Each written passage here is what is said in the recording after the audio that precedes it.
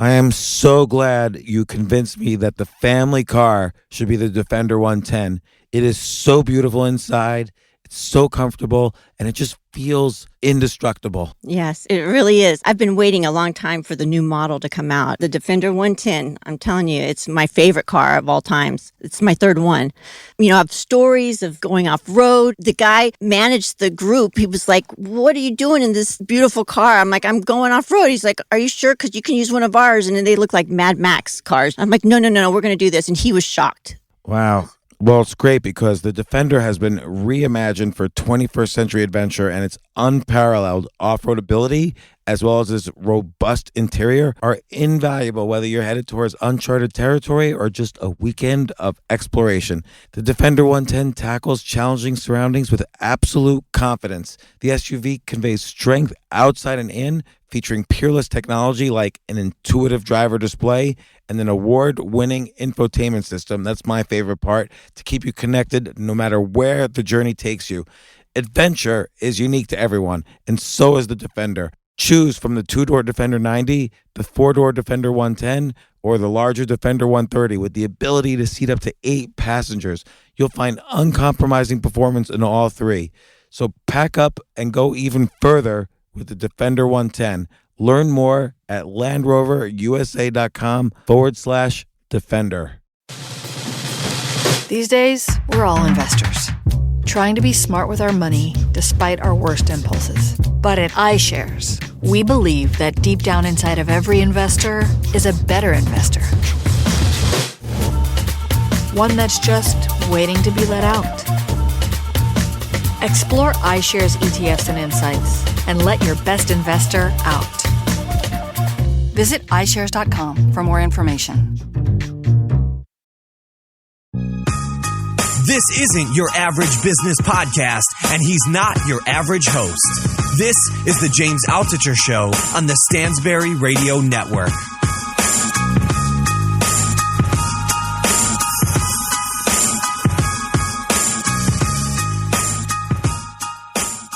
I'm here with JJ Franch, founder of the mega rock group Twisted Sister that I grew up with. How are you doing, Jay? Oh, it's not snowing yet in New York, so I'm good. Jay, I was like 16 years old when We're Not Going to Take It came out on MTV, and that like basically changed the lives of every kid watching MTV. And I was from New Jersey. You were like, you guys defined New Jersey metal at the time. Wow. Well, there wasn't really any metal out of Jersey, so that's kind of, I guess we were. Well, Bon Jovi, Anthrax, Skid Row. Well, I first of all, we preceded those bands by several years. Right. We really, really did. Bon Jovi used to come see us in the bars, and so did the guys in Anthrax, and we're older than those guys. And so we had already established ourselves as a band on the bar circuit. They came in a little afterwards, and but I guess we're considered a Long Island band, although I think we were just equally a tri-state area metal band. But what we were not, under any circumstances, was a West Coast LA hair band. That right. is what we were and are absolutely not. We have nothing in common with those bands. It's really an interesting thing. We are probably the sole possessors of that kind of title because it was such a different scene. The bands that you mentioned all came through a really active bar scene and learned their craft in the bars for years and years and years and years, toiling away. We certainly did, and that's what separated us, I think, from. In fact, we don't even consider ourselves an 80s metal band. We consider ourselves a 70s bar band that made it in the 80s. Well, I kind of want to get into that. So you wrote in an article that your defining moment was, I guess it was February 9th, 1964, the Beatles on the Ed Sullivan Show for the first time in the U.S. An audience of 73 million people watched, and you decided at the age of 11 you wanted to be a rock star. And then essentially 20 years later, almost to the day, you had the first mega hit. Yeah. And I wonder about the music business in general. Like, you can't, like, take the Beatles. there's no TV shows anymore that have an audience. Nobody has an audience of 73 million anymore. And you guys kind of rode the beginnings of MTV to sort of really break out. Like the We're Not Gonna Take It video was probably one of the most played videos of that year. It seems like there's no room for the mega bands anymore in today's day. I think people are always looking for these grand statements, these grand sociological observations on what separates eras. But understand this: Elvis became a star without any of that either, really. Yeah. TV was in its infancy, and Elvis just had a message and a spark that exploded around the world. I mean, if you really want to look at it, what's even crazier is Elvis is the biggest worldwide star that was ever produced, and yet he never played outside the United States. Do you know that? I didn't know that. Yeah, he never played because his manager was an illegal alien. I didn't know that either. Tom, his manager, Colonel Tom Parker, he was actually Swedish. He was an illegal alien, and he was afraid if he ever left the country, he would never be let back in. So, consequently, Elvis never played outside the United States, and he became one of the biggest stars in the world, never setting foot outside the United States, which is actually mind-blowing if you think about that one. Yeah, that's interesting. So, I guess you first started Twisted Sister in 1973 or the early 70s, Mm-hmm. and then what always impresses me with many of the guests on this show is literally how long and how persistent they were with their art before kind of breaking out in the traditional sense. Like, how long did it take before you felt you were a known quantity? It took 10 full years. 10 full years. And so, in fact, there's a movie documentary out. I can't use profanity. Am I correct? No, you can use it. Go ahead. It just came out. A documentary that just came out. It was just debuted at the Independent Documentary Film Festival in Amsterdam, called Twisted Fucking Sister, and it's the story of the 10-year struggle to get a record deal. So when people really say to me, where do you put yourself in the pantheon of great bands? And I say, well, look, if you look at the Mount Rushmore of greatness, you have the Beatles, the Stones, Who's That, Floyd, Queen, AC/DC, Sabbath. This is like the Mount Rushmore. I said the difference between us and all of them, except for the Beatles, is they were all signed within probably 6 months of starting up, maybe a year tops. Beatles, as everyone knows, went to Hamburg for a couple of years and signed it, woodshedded there. But we spent 10 years toiling away. And it wasn't until we had played about 6,000 shows that we were signed, which is why the band was so ready for worldwide success. We'd already been down that road a million times. Nothing was particularly surprising. This is why today the band plays the biggest festivals in the world to crowds of up to 80 or 90,000 people without even thinking twice about it, because we are professionals. We've done it for years and years and years. We've played 9,000 shows as a band. And the early days was just struggle. It was constant defeat, constant rejection. All those wonderful stories that make for great books and great articles from the business standpoint of how do you survive, how do you continue to come back, how do you reinvent.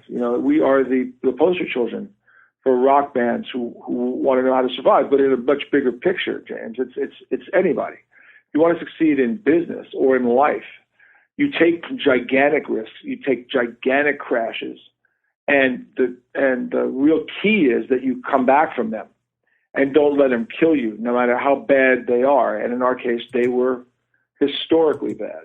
Well, let me ask you about that. Like, how do you know when something is so bad, you know what, I'm just going to choose a different career? Like, I'll be a music manager or an A&R guy or a producer or whatever. And what were some of the setbacks during those 10 years? Well, that's a great question.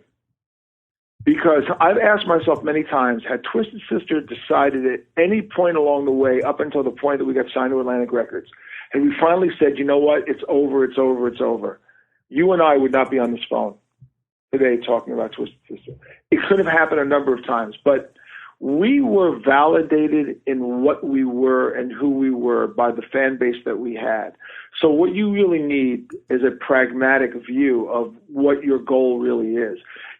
We didn't stick together for 10 years because all we did was fail. I mean, we were in a monstrously successful live performing act in the tri-state area that just kept getting bigger and bigger and bigger. So even though our attempts to become worldwide, world famous through a record deal failed, we could lick our wounds by playing a show to 5,000 people on a given night, right? So that's part of the reason why you continue on. If you just suck completely at everything you do and you spend 10 years at it and you get no success, I really think, it's time to change careers. Why even wait 10 years? But you were selling out enough though that you were putting money in your pocket. You were making a living. Hugely successful there.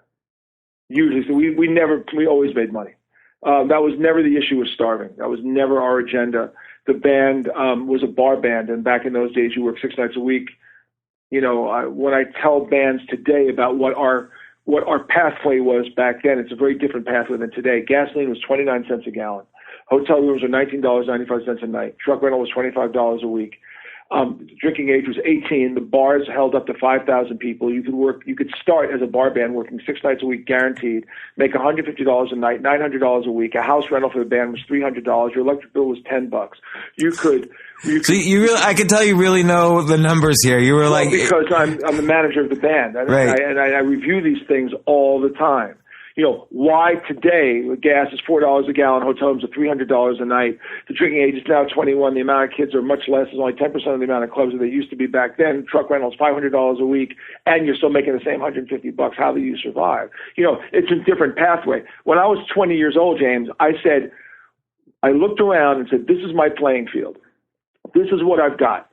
This is how we're going to do it." And we always made money. And over the years, we've made more money and more money. Money was never the issue. We always made money. But what we did was, the more money we made, the more money we reinvested. We kept reinvesting. We had a very hard cap as to salaries. And we just reinvested and reinvested and reinvested and reinvested. We kept on rolling the dice and rolling the dice and rolling the dice and rolling the dice. What do you mean you invested? You invested in yourselves, or you had outside investors? We invested in the show. We bought better clothes. We bought a better PA system, better light show. We were able to make demo tapes, higher quality demo tapes. Playing bigger rooms, getting a bigger truck to put on a bigger show. So all the money that came in was put back into the company. And I was very strict, and Dee was too, because Dee saw the same thing I did. He was an obsessive workaholic, didn't drink, didn't smoke, neither did I. We were obsessed with success, and we said, this is the bare minimum we need to live, just to pay our bills, and all the band members are going to agree because this is how it's going to be set, and all the money is going to go into making it better and giving us more opportunities to make it, and having enough money put aside to take a break if we needed it because we were exhausted, because we were working 300 nights a year. So I guess the point being is that given the playing field of our life, this is what the rules are. The rules are different today. You talk about the Beatles having 73 million people. Well, look, Psy, Gangnam Style, Psy just broke YouTube at 2 billion sure. Hits, right? So, but that's an example where like the market chose Psy, and as opposed to Ed Sullivan choosing Psy. Well, whatever it is, whatever filter existed or exists, the fact is that music isn't dead. Right. Music survives, and there's stars today that weren't stars 5 years ago. Pharrell wasn't a star 5 years ago. Iggy Azalea wasn't a star. These people, Taylor Swift wasn't a star 5 years ago. They reinvent, they come back. There's massive stars. You can hate them if you want. That's not the point of what I'm saying here. Right. The point is there's always a need for music. There's always a need for creativity. So if you want it bad enough and it's part of your genome and you have to express yourself, hopefully you can express yourself with something original and that it resonates with people and that you're smart enough either through your own ability to be a business person or through somebody who will help you, because a business person like a manager is nothing more than a cartilage between the creative artist and the business world, right? That's really what a manager is. And you get it out there. But believe me, for every artist that gives up, there's 100 that taking their place in 2 seconds. Well, the world isn't missing you if you call it a day. It's interesting, though, what you say about reinvesting in yourself, because that's obviously where your investment had its greatest gains. Because if you hadn't reinvested in yourself in that way, then probably when MTV came along, you wouldn't have been ready to have the high quality production on your videos that you had. That kind of outshine the all the other videos that were out there. This is true. We were much more highly evolved and developed as a band than 99% of all the bands that were signed and had like a quick hit on MTV. What? Way more. I describe our success like an iceberg, James. The surface, the shiny tip you see, that sticks above the water is beautifully formed, and underneath it is a base that is so broad, so large, so heavy and all-encompassing. And in that base lies our history. Well, so I probably first heard you because of the video. Because of the video, we're not going to take it. And I wonder, to some extent, that tapped into something that was happening in the 80s. We had the kind of strict or more strict Reagan era. It was a little bit post punk, and you were kind of in the face of all of that. It was very rebellious. It was you versus Michael Jackson on MTV. Yeah, but you could say the same thing about, Dee wrote these songs, when he was in playing in the clubs. He was just a rebellious guy who was always fighting against authority. So that would have happened at any time. It wasn't, it's always wonderful to analyze the time and go, well, it's a confluence of circumstance and coincidence that the band broke when it did. And yes, it's true. MTV was at the right place at the right time. Yes, it's true. Reagan was president and maybe it created a certain atmosphere of oppression. Yes, it is true. All these things can be true. It is almost impossible to work this out in a vacuum and say that this was the sole reason why, because nobody knows why anything is a hit. If they knew how to do it, it would happen every day. And nobody knows how to do it. And sometimes you win and sometimes you lose.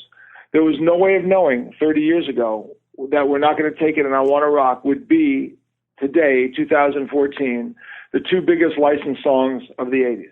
There was no way of knowing that those songs, that especially We're Not Going to Take It, would resonate to the point where it's become the battle cry for every political side you can imagine, from Tea Partiers all the way up to left wingers, and governments have licensed the song for their own particular use. It is astonishing to me. You're in charge of that licensing. So what's like the craziest licensing that's come across your desk? Well, you get really wacky stuff. The Tea Party is interesting. Here's the group that, sells itself off as, all American, and yet they steal more of our stuff than anybody else, and they claim total ignorance. And that's the stuff that astonishes me the most. Like, we'll bust these candidates using our songs on commercials. I'll call up and go, what, how are you using this? Oh, we thought we could use the first 20 seconds free. Or, oops, oh, sorry, how do you pay for that? Or are you supposed to pay for that? Or it's never happened to any other group but the Tea Party candidates. And I get that they want to use it because they want to, they're angry. But I don't care what you want to use, follow the law, right? They never follow the law. And that's the part of it that's probably the most fascinating to me. There are avenues that you have to pursue to license music. You have to go through. You have to license the master, and you have to license the sync license and the master license. And there's a process by doing it. Everyone does it. Everyone has a license. And when people take the shortcut, they don't. But when you say to me, like, what? Well, products. We've been licensed by beer companies, by banks. We've been licensed by Hornitos Tequila. We've licensed by hotel chains. We're in more television shows, more movie trailers. It was the theme song for Betty White's Off Their Rockers. The Goldbergs had an entire episode based on We're Not Going to Take It last month. This happens all the time. We license the music all the time, and there's a reason for this, because the outlet for listening to our music is now so closed down because there are so few places that classic rock is played, that you need to take advantage of every possible outlet. So we make our music very available and ubiquitous so that everybody in the world knows it. So we travel the world, 33 countries. You go into that drum beat, We're Not Going to Take It, in a stadium of 80,000 people, whether it's in Bolivia or whether it's in Hungary, or whether it's in Budapest, or whether it's in Hungary, or whether it's in France or Mexico. It doesn't matter. Everybody knows it. It's a universal cry, and it's again impossible to have foreseen this. Right. Although the message is one that obviously resonates. The We're Not Going to Take It theme is one that resonates with anybody who's in any form of rebellion whatsoever. True, but don't forget, it's not the only song called We're Not Going to Take It. Oh, I didn't know that. Well, The Who have a song called We're Not Going to Take It. Well, on the Tommy album, and it was just a more personal view of the phrase "We're not going to take it." But the bottom line is that today it is the leading song for most activists, on all sides of the spectrum. That's of really the funny. Activist political groups. And so we sit here kind of astonished by its universal message. So you mentioned that there were also some incredibly difficult times. Like what was maybe like an inflection point where you really didn't know which direction you were going to go, and it was just you were just feeling really bad about it. I mean, we always knew the direction. It's just that when the band first broke up, the very first breakup occurred because the lead singer was drunk and he pulled a loaded gun out on the drummer and threatened to kill him. And I was 22 years old and walked in on that scene. And this was a band that had nothing to do with the band that you guys know. This was the early stage. This was the early version of the band. And so what'd you do? I walked into the scene and watched him pull the gun out and aim it at the drummer and threatened to kill him. And I'm 22 years old, and they were all drunk, and I didn't drink, and I had no idea about the drug scene or the alcohol scene in the context of the rock world. So I was horrified, and I thought I was about to witness a murder. And when the singer threw the gun down, they got into a fist fight, and the band broke up for a short period of time. I said to myself, what am I going to do now? But I quickly reapplied myself and got replacements. And then shortly after that, the next version of the band started. The lead singer had I think a methamphetamine problem, and he disappeared. And and then eventually the drummer and the second guitar player stole the truck from me and the bass player, and then held it for ransom. And then when we got the money, they destroyed it all. And then we had no money, and I had to go to the Citibank and convince them to lend me money to buy a truck without any collateral, which I did, and put another version of the band together. And that version broke up very shortly thereafter. And these are just the early stages of the band. I kept on breaking up and kept on having problems, and I kept on questioning myself as to how much I could stand dealing with this kind of stuff. We hadn't even started making demo tapes. Dee wasn't in the band yet. When Dee joined the band, how'd you meet Dee? Well, he was a singer in the club circuit. Mm-hmm. So my agent said, if you guys aren't making any money, you need to do Led Zeppelin songs. And this guy sings Zeppelin. So we hired Dee, and he just sang Zeppelin, and we started to become popular. And after 2 years, our popularity grew immensely, and we started doing original material. That's when we started to try to get a record deal. And the record deals, as the rejection piled up, one after the other, we would make demos, and then we'd shop them, and we'd almost get signed, and then the record labels wouldn't contact us again. But you see, we were able to go back to the bars that night or the next week and play to room fulls of people. So even though we were told that we sucked or our original sucked, we consistently were able to go back, except that there's a point in which stuff happens to you that you really start to question it. And that the time that really happened, which we address in the movie, Twisted Fucking Sister, was like we finally sold out the Palladium in New York City, and it was going to be our big debut to New York City, to all the record companies in New York. And we were the biggest band in the tri-state area, and that night meant everything to us. And we rolled the dice, and we borrowed money to put on the best light show, biggest sound company. We sold out the theater. Everything was great. It's the only unsigned band to ever sell out the Palladium in New York. Everything pointed to this was our shot. This was it. This was going to be it. This was the presentation. And on the night before the show, my guitar player collapsed with an epileptic seizure. Oh, my God. And the show was canceled. And we rescheduled the show for 3 weeks later, except this time all the record labels that were going to come didn't show up except for one.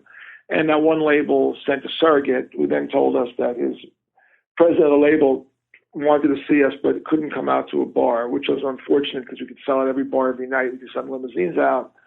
But that he wanted to see us on his lunch hour in New York City. And he wanted to see the same show that he saw at the Palladium. Well, there's only one place big enough in New York City you could do that in, and it's a studio called the SIR, Rehearsal Studios, because they have a stage that's the size of Madison Square Garden that they use for bands who are going to tour to get ready. So we rented that room. And we said to him, well, what do you mean about the lights and the PA? He said, I'll pay for it. Don't worry about it. So we rented all of the lights and the PA. And this guy wanted to see us on his lunch hour on a Monday, which was so humiliating because we're a band that plays at night. The last thing we want to do is on an off day play in a lunch hour for this guy. So anyway, at noon on a Monday, door opens up at SIR. The guy sits down, sits there. We play the whole show. When the lights go on, he's gone. And he never called us back. Oh, and my God. We finally contacted him and said, well, you're going to sign the band? He goes, no. And I said, what about the money, the $10,000? He says, I'm not going to give you that money. And we said, well, you said you were. And he goes, no. I said, if I signed you, I'd give you that money. So we got screwed there. And then we got an offer from a label called Handshake Records, and Handshake Records was about to sign us, and then they signed 3 albums before us, and that they bombed, so that fell apart. Then a record label called X from Germany was going to sign us. This was another 6 months later, and that looked like that was really going to happen. We negotiated the deal. That was wonderful. The producer was German. He flew to the United States. He came to see us in New York. He flew out to L.A., flew back to New York. We handed him the final demos. He handed us the contract, countersigned, gets on a plane to fly back to Germany. He has a heart attack on the plane flying back. That thing fell apart. That was like, oh, my God, how are you going to come back from that? And so how do you come on and on and on and on, because I'm only scratching the surface as to the amount of ridiculous scenarios that kept on occurring. But yet the band was more popular than ever. So we were playing for 10,000 people, 20,000 people, while we're sitting here going, damn, what is it going to take? So what do you feel the need? What did you feel you needed a label for? Like, couldn't you just No, essentially? the answer is no. There's no way you go out of your region without it. Now, today, it may be different. Today, with social media, you may be able to figure out a pathway to do this, finance it yourself, go out, sell enough stuff on tour to survive. Okay? You may, thanks to social media. In our day, there is no way. The only pathway was through a legitimate record label who had legitimate connections to legitimate radio, because you want to become big. You just didn't want to be a cult band, James. The idea was not to be a cult band. Maybe it was become super famous. Well, what were you? So let's say when all these guys, like when this guy died of a heart attack on the plane, when all these labels were turning you away, you were still making money because you were popular. But at 4 a.m, when you were, staring at the ceiling at night or whatever, what were you afraid of? Were you afraid you were never going to be signed? There was a point. There's probably many nights, except that we always came up with a plan. What's the next plan? What's the next plan? What's the next plan? I always talk to people about this whole thing about chaos, crisis, and order, and what those do to you. You want to survive in a world of order where things are understandable and predictable. But unfortunately, especially in business, the biggest moves you make in business are done through chaos and crises. And that's where you kind of develop your ability to withstand and understand the Sturm und Drang of a business approach and how to survive it. When people say to me all the time, man, you guys must have developed character in the clubs, and I say to them, no, you got it all wrong. We didn't develop character. What the clubs did was exposed our character. It showed us who we were and what we were made of, because we refused to take no for an answer. And even on those nights that everything was a setback, even on those nights that seemed to be futile, you basically went through a period where you mourned the setback. It's always important to mourn it. Then you accept it. And then you reapply and you reinvent. And those were the practical rules we followed, even though there was no book that told me that. There was no Tony Robbins. There was no motivational speaker I'd heard yet. There was nothing. It was just how we survived. So when I look back at the tools we used to move from point A to point B, they are, in fact, absolute, inscribed in stone business moves. But they were not dictated to us at the time by some book. It was just through our own blind ability and street sense to do it, which is why I'm now a motivational speaker, and why I write a column for Inc. magazine. But there's also a leadership style here in the sense that you kept the band together too. I mean, nobody during this period, let's say from 1976 through 1984, nobody left the band. Right. Well, no, a lot of people left the band. We fired a ton of people. I mean, the band that you know is the 11th version of the band. We went through tons of people. I mean, we fired them for drug and alcohol abuse mostly. But you and Dee over and over again. But once I hired Dee, it's the core of the band. Me, Dee, and Eddie. I brought Eddie on in 1985 and Dee on 1975 and Dee on 1976. So me, Dee, and Eddie have been standing shoulder to shoulder since basically since February '76. Mendoza came in at the very end of '78, and AJ came in 1982. Right, so that's the core. So most of the core band was still formed like in the mid '70s. Yes, with AJ being the last. Yes, and so again, like in these worst moments, in these crisis moments, how do it's scary to make a decision like, okay, we're going to keep going until we get a label. We knew we weren't wrong. How did the other bands get labeled so fast? Too many fans were telling us we were right. It wasn't like 2 or 3, thousands of them. So we knew we had to keep going and go, look, I'm not going to tell you that if it had gone on another 10 years, it wouldn't have ended. But we had enough connectivity with enough people that were able to get us from lily pad to lily pad without giving up. But it's a tough call, man. It's a really tough call. I don't know, James, if I'm brilliant or I'm just stupid. Well, I'm either so smart that I knew I was going to make it, or so stupid I didn't think I should stop already. I think to do any kind of art where you're in front of thousands of people does require some, if not self-confidence, at least ego. There has to be an element to that to kind of put yourself out there so many times to so many people. But I hope you see the movie. The movie is the story in such detail, and you will really understand what it took. But all of those lessons I learned in that 10 years, James, are the lessons that make my life. And it seems like you started on those lessons earlier in the sense that, for instance, how did you get expelled from high school? Well, this is the 60s. And when I was in school, the war in Vietnam was raging, and I was an anti-war activist.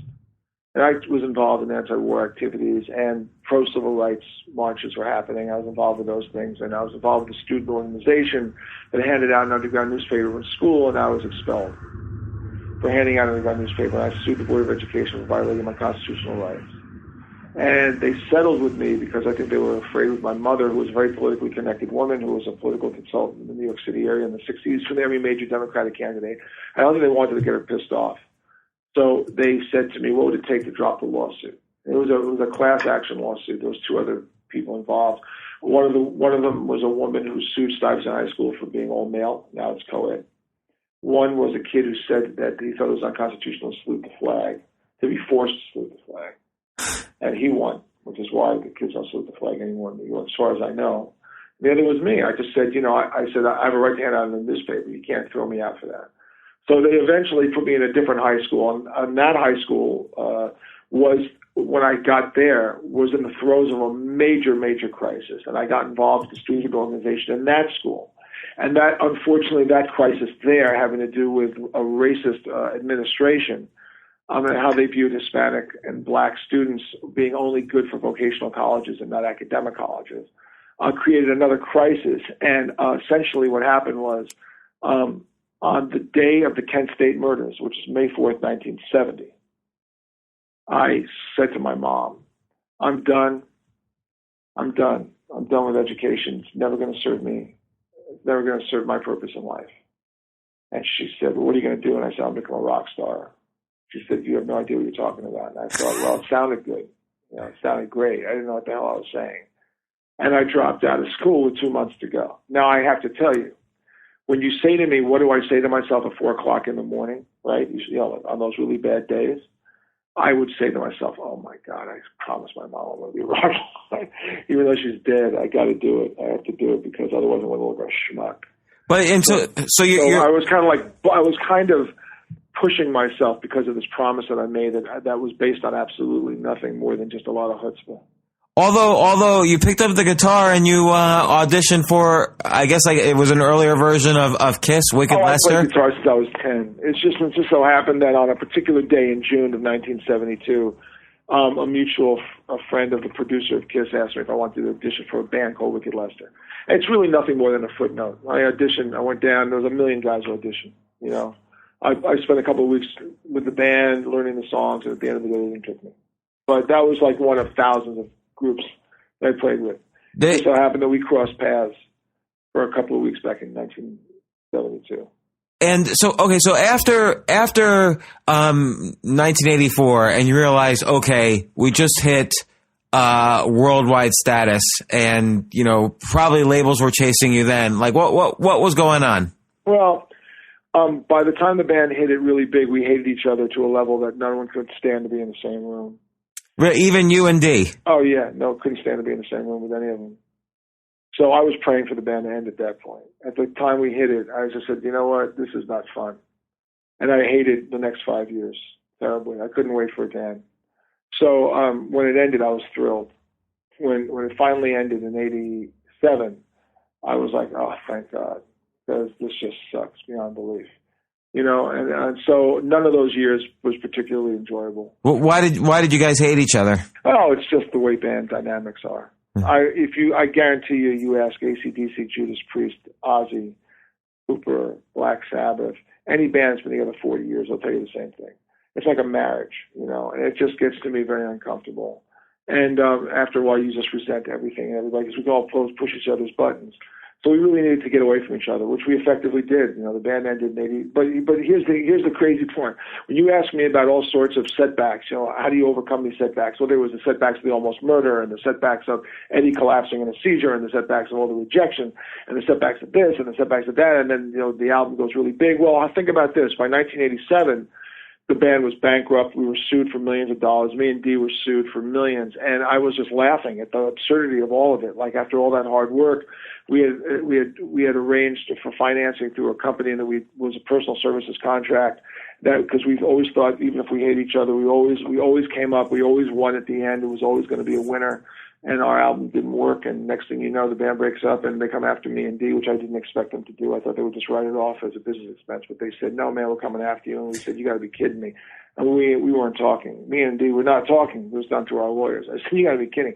Why don't you go after the other guys?" And they went, "Well, it's because you guys are the ones that have a future." So we tried to settle with them. Dee tried to settle in his way. I tried to settle in my way, and they forced me into bankruptcy. So here I am in 1988 in bankruptcy court downtown. And so this is after you sold 20 million albums, essentially. Oh, yeah. Here I am in bankruptcy court, and I'm going through a divorce at the same time. So I have nothing left, zero. I had 2 guitars and a subway token. That was about it. And the judge looked at me and said, "Why are you here in bankruptcy court? I know who your band is." And I said, "Well, because nothing is as old as yesterday's news, and we're yesterday's news."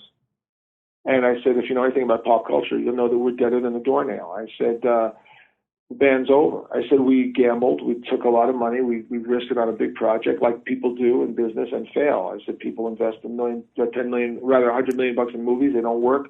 People invest $30 million in a Broadway show. It doesn't work." I said, "We invested a lot of money in our album and tour. It bombed out. The band doesn't have the infrastructure to want to last any longer and carry on." I said, so I'm being forced to file." So we filed. And I walked out of bankruptcy court. But he said to me, "Why shouldn't I take the name from you?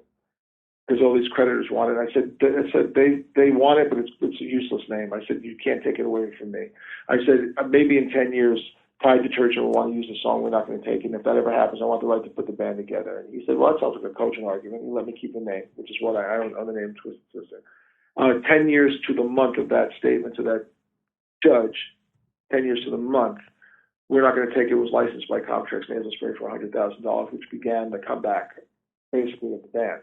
But in the interim of the 10 years, I got remarried, I had a kid, and I left the music industry and became a stereo salesman in the store. Just a regular old guy selling stereos. So wait, did anyone ever walk in this store and say, "Hey, never. You're JJ French"? No, never. And not only that, I have to go to houses and to set up systems, and I'd have to go to rooms, and I'd find my albums in the rooms. I never would say a word to anybody. I don't want anyone to hear my sob story. Ask me questions. None of their business. So I kept my mouth shut. I just was a stereo salesman, minding my own business, and thought to myself, "Wow, that's kind of weird how it all wound up." Wow. So wait. And so here I am doing nothing, like just selling stereos, raising my kid. And a band that I've been working with called Seven Dust called me and asked me if I wanted to produce their album, and I had never produced a record. And I thought, what the hell, I'll take a shot. So we did a production deal. And I signed them to my production deal, and I produced a record along with Mendoza. I never did in my life. Well, the album went platinum, and I wound up managing the band, and I wound up making 10 times more money than I ever made with Twisted Sister, ever. You're kidding. Way more, like not even in the ballpark. Like all of a sudden, here I am at the top of the world again with a super band called Seven Dust, an amazing band, and I'm making a ridiculous amount of money. And thinking, wow, life certainly is strange, man, because I stopped working in a stereo store. Didn't have to. Man, Seven Dust, they assigned to my production company, had their music publishing rights, and the money was just astonishing. And I'm like, wow, this is incredible. The band's great. And then my second marriage falls apart. The band fires me as a manager because I didn't agree with their drug and alcohol policy. And that was just fine by me. We parted ways. And I'm sitting there around thinking, wow, well, that's interesting. I got another divorce now. and I'm not working with Seven Dust anymore. And then about a month later, there's a sister reformed. That's basically and we've been one of the biggest draws in this contest in the festival circuit worldwide for the last 12 years. So yeah, I want to get to that, but what you went through when you were a stereo salesman, I feel like a lot of people are going through not the exact same thing, obviously, but just this economy has kind of turned upside down in the past, since the financial crisis, and many people, I get emails from many people in their 40s, 50s, younger, older. They're just fired from the job that they had for 30 years. They don't know what to do. They're scared. They're hungry. Maybe they just got divorced also. Like, how did you say you don't want to give a sob story, but you must have sobbed at some points. I did. During this period. I was very upset. At one point, I think my daughter was 2 or 3. I was in my living room. My wife had a very lucrative job in the music industry. So money wasn't the problem. But I thought of myself as a complete failure. And I didn't even have enough qualifications to bag groceries. I was thinking of going to a food emporium in my neighborhood and bagging groceries. Could you have imagined that? I was kind of despondent for about a week. Not even. I was really bummed out. I kept saying to myself, this can't end like this because I've done too much. I was a drug addict as a teenager, and I stopped all the drugs myself without dying, without being arrested. I was a crazy, wild I was a pot dealer. I mean, I was like a high school revolutionary radical, all that stuff, and I got away with all of it, and didn't die from heroin, which I could have died. I didn't die from acid overdose. I could have been arrested 20 times. I didn't. I was almost murdered 6 times. I thought to myself, man, did I come through all of that? Plus, I ran 2 marathons while the band was becoming one of the biggest bands on earth. Did I come through all that just to wind up bagging groceries at food emporium? So, as corny as it sounds, my wife at the time gave me the book "Wake Up the Sleeping Giant." I think it was Tony Robbins, right? And I think he said, I read like the first chapter or something. He said, you know what? He said, just go back to the beginning of whatever made you whatever you were and start writing a list of 10 things you're going to do today and just do one of them. It really was profound to me. And I realized that what he was saying to me, all the things I was used to do but just forgot that I did them subconsciously. So I started to just think about a system and a process by which I could rebuild myself. And don't forget, I've had a great last 12 years, but my nadir, my economic crisis was from 1994, 95 to 2000. That was 2001. That was the time that the band was broken up. Nobody was talking, and I was working as a stereo salesman. But before Seven Dust came in around 97. So there was like a 3-year period. So the bottom line is I needed a job, and I realized I needed to get a job, and I knew where I could get a job. The question was, could I let my ego sublimate itself enough to get that job? Did anyone? That was really the key. Could I walk in that stereo store and say to the person, "I'll take the job"? Because I'm JJ Franch, Twisted Sister. What am I doing? Walk into a stereo store, I'll take a job as a salesman. I mean, did any customer kind of doubt your opinion on the stereo system? Value my opinion of stereos?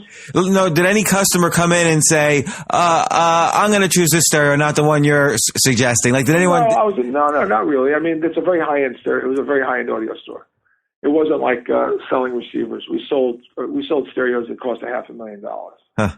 And it's a hobby of mine. I've been into this stuff for years. I know all the stuff. So we played to a clientele that was older and just spent a stupid amount of money on cables, like $20,000 a speaker wire. Don't even get into where I'm at with that stuff. The point is, I know the stuff. I know how to sell it. And if you don't want to buy it from me, that's one thing. But there's very few stores that sell the kind of crazy stuff that we used to sell. And that's sort of the bottom line is to get myself to walk into that store that first day to work and actually say to myself, I'm a straight. Because how many times have I had a straight job in my life? I worked in a hardware store when I was 17 because my mother was freaking out that I was selling pot, and I wasn't. I was a high school dropout. So I got a job in a hardware store. And by the way, when I was 20, I went completely straight. I completely flipped my life completely upside down. I went from being like an uber druggy, crazy pot dealer to like completely anti-drug, and it remains so to this day. Because basically my girlfriend and best friend all became junkies. Everyone was dying around me. By the time I was 20, I was losing all my friends to heroin overdoses or death by misadventure, which scared me straight completely. And that's why, and when I met Dee, he was totally straight, and that's why we became obsessive in our desire to succeed and not have anything stand in our way. I don't find drugs and alcohol to be of any value in any way to anybody for anything at all. Hate the drug scene, and it's got no space in rock and roll, but it's a completely antithetical to rock and roll and me telling you that I joined a band to get away from the drug scene, right? But in fact, I joined Twisted Sister in New Jersey because nobody knew me. I didn't have anything to lift. They didn't know about my high school revolutionary past, didn't know about my pot dealing past, didn't know about my drug taking past. They just knew me as some guy who wanted to play David Bowie songs. So I was able to totally reinvent myself. And that, James, is probably the key.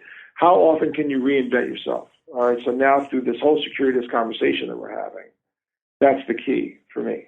Yeah, it's reinvention, but it's also reinventing in difficult circumstances. So kind of, you had difficult situations, the drug situation, the band constantly reforming or breaking up, and then not being able to find a label, then the bankruptcy, then taking a quote unquote regular job. It's not just reinvention. It's sort of like deciding, okay, this is a difficult problem in front of me and I'm going to solve it, and these things cycle. Well, do you think, James, that if you asked anybody, did you ever reinvent yourself, the last thing they would tell you is they reinvented themselves and everything was going well? No. So then you've answered your own question. So you only reinvent yourself when confronted with something like pretty rough. Right, but I think a lot of people reinvent themselves by staying in that stereo store and never getting out of there, or just not really pursuing the dream in the first place. Well, I can't speak to. I don't know. I only speak for me. People say to me all the time, "You've been blessed with this crazy life, and you've done all these things." And I go, "I don't know. You really think I'm blessed?" Listen. I sit sometimes in my office and I have these 37 gold and platinum albums on my wall. I'm looking at them and going, if you took a photo of those 37 gold and platinum albums, right, and you took a photo of that and you showed that to me when I was 20, and you said, hey man, that's going to be your office like in 40 years, right? I'd be going, wow, holy shit, whoa, I'm like a superstar, I'm a billionaire. And then you go, well, except this is what you went through to get those to get those albums. I may go, oh, wait a minute, hold on. I don't know if I can handle that. I really don't know if I can handle that. The price one pays for their life is enormous. Well, this is kind of a typical question, and I almost hate asking it, but if you could change one thing from your 20s, what would it be? And absolutely, other than the answer, absolutely nothing. No, absolutely nothing. Okay, if you were going to give an advice to somebody in their 20s who was in a similar situation to you, well, wait, you're talking about a similar situation as a 20-year-old? A 25-year-old, say. Well, okay, that's a loaded question because it depends on the kind of person that person is. Number one, are we talking about a mentally stable person, or are we talking somebody who has a borderline behavioral problem? Seriously, because if you have a borderline behavioral problem, the first thing you got to do is straighten out your behavioral problem. All right, that's my kind of, because James, I'm not that kind of guy. I'm a really practical business guy.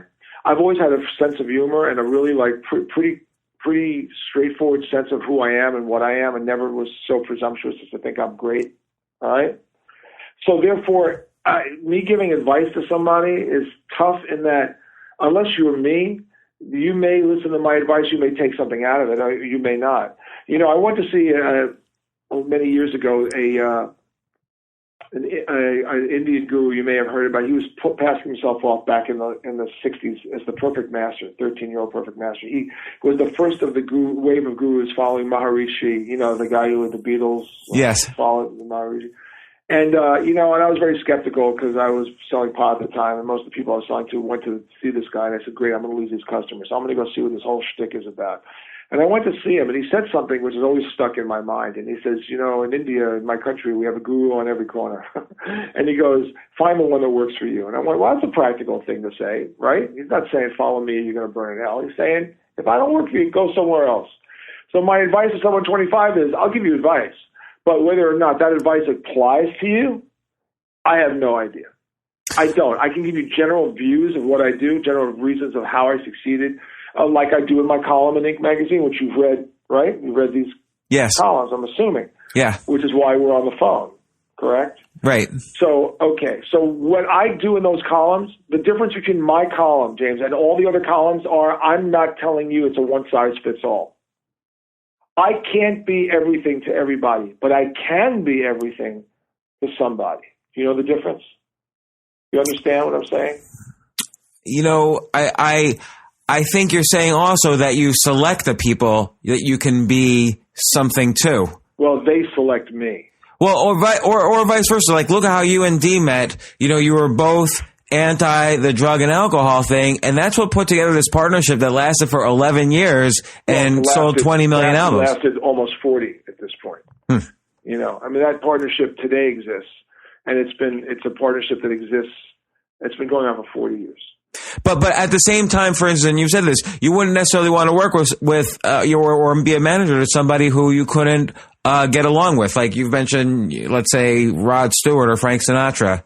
You know, you wanted to work with people that you felt were on the same wavelength as you. Yes. And so that is part of your advice. And the other part of your advice is how you said, you know, take it back to the beginning, write 10 things down you want to do, and go ahead and do one of them. So that's another piece of very valuable advice for people going through kind of the reinvention crisis. Well, my next article in ink, which is coming out Monday, is about the single greatest piece of advice I was ever given by anybody. And I said if there was an 11th commandment, Moses left the mountain about 2 minutes before God told him, oh, by the way, there's one more thing. Put on that stone. And I will tell you what that is.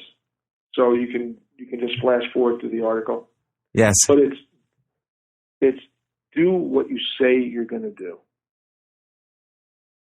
If you're going to do, if someone asks you to do something and you say you're going to do it, then do it. There's a discipline to following through with your word, which I think is one of the most important disciplines you will ever learn. And I learned it in business from a guy named Ronnie Altman who had a lighting company, and we didn't have much money and we couldn't afford lighting gear. And he fronted the band an enormous lighting rig for very, very little rental money. And he didn't know me from Adam. He just knew I was a nice guy. And this was early on in the bar scene. And he said to me, because I hear you're a nice guy, I'm going to give you this. And he owned one of the biggest lighting companies in the world, Altman Stage Lighting. He said, I hear you're a good guy and you don't have $10,000, so I'm going to give you this lighting rig and so I'm going to rent it to you for $25 a week. You can afford that, right? I said, yeah. He said, you make sure you give me that $25 every week. I don't care if you drive it, bring it here to me personally, put it in the mail, or send it by carrier pigeon. But you're going to give me that $25 every week. He said, and if you fail to give me that $25 any given week, understand this. I don't care about that $10,000. It means nothing to me. And neither do the lights I'm giving you. But you've lost a great, great business contact. And I never forgot those words. I've never forgotten that commitment. And I've never forgotten what my word meant. And no matter how big or how small, when you say you're going to do something, do it. That's the discipline of life. And I think in business, it's one of the most important business disciplines you could ever have. Deliver on time. Have your word mean something. Because without it, you got nothing. As old-fashioned as that may be, that's how I believe. So, and that's great advice. I definitely recommend people should read all of your Inc. articles. Like you've got a book in there as well. I don't know. I mean, you can make a book out of those. I don't know if that's in your plans, but they're great. It is, absolutely. And so let me ask you this. So then the band got back together. Was everybody in the band back together? Like, I don't think you didn't. It was mostly just you back together.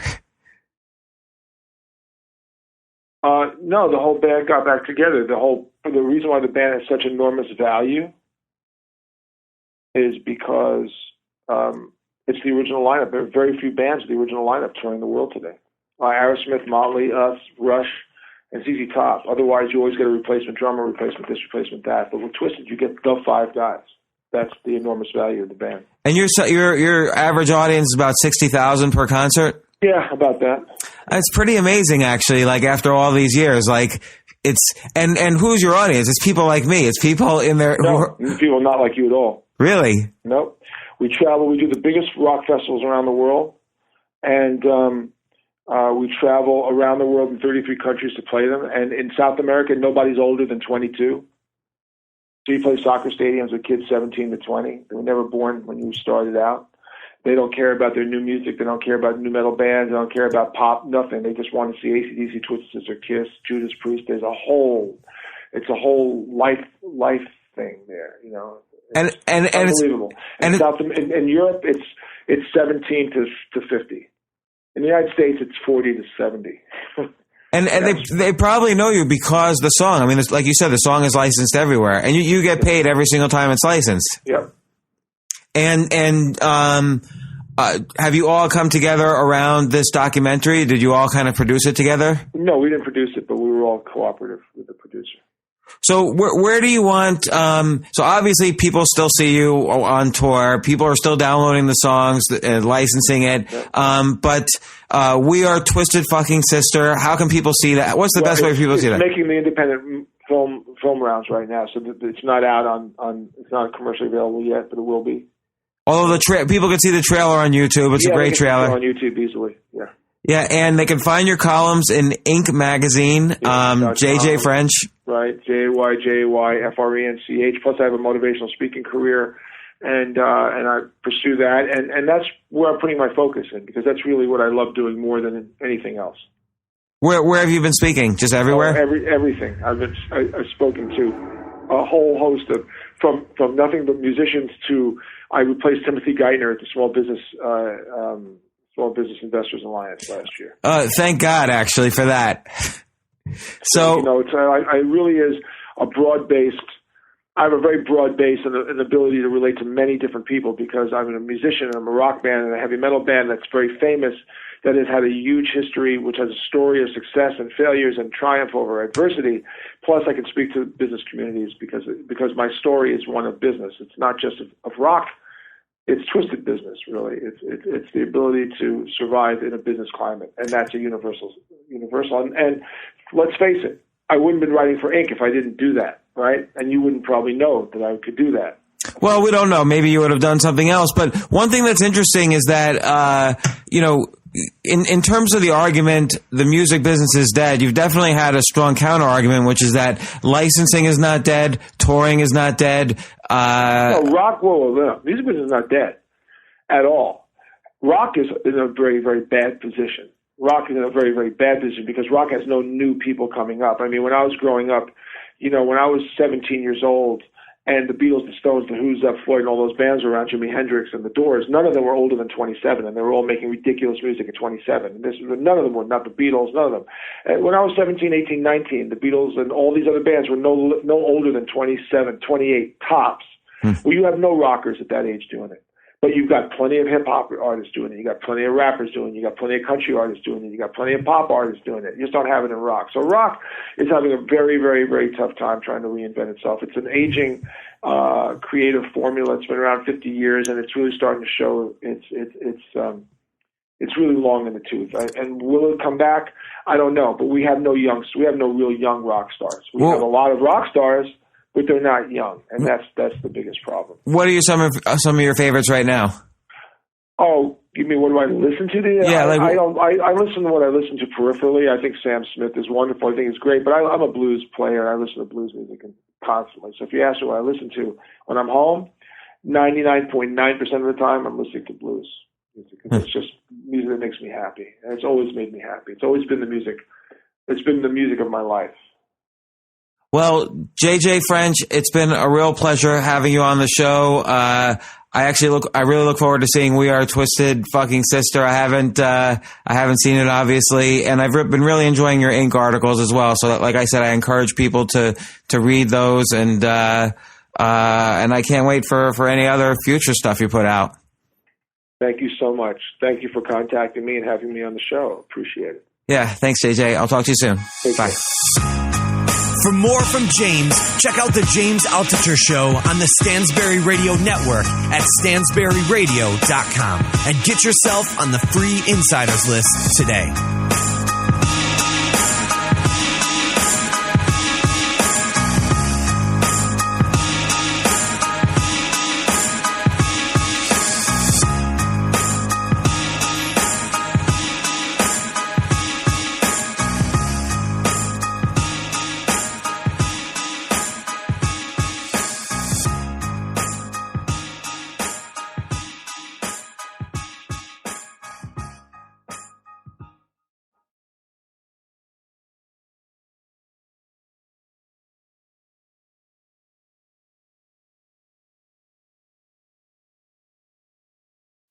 Building a stronger financial foundation? Good plan. Northwestern Mutual's Guide to Good Financial Planning can help you balance spending and saving, set goals, and start creating the life you want to be living. You'll learn how the tools in your financial plan reinforce each other to help you minimize taxes and offset potential risks. Grow your confidence by strengthening your finances today at northwesternmutual.com/goodplan. The Northwestern Mutual Life Insurance Company, Milwaukee, Wisconsin.